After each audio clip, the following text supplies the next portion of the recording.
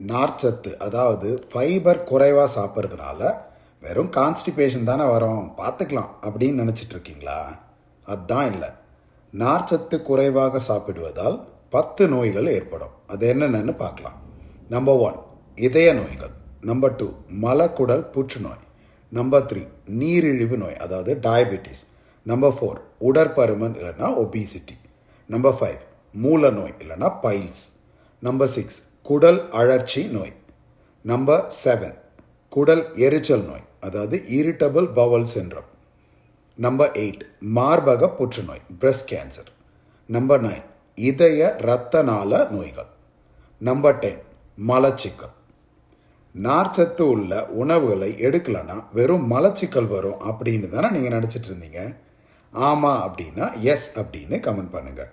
இந்த வீடியோ உங்களுக்கு பிடிச்சிருந்தா ஒரு லைக் போடுங்க. இந்த வீடியோவை உங்களுக்கு பிடிச்சவங்களுக்கு நார்ச்சத்து குறைவாக சாப்பிட்ற உங்கள் நண்பர்களுக்கு மறக்காமல் ஷேர் பண்ணுங்கள்.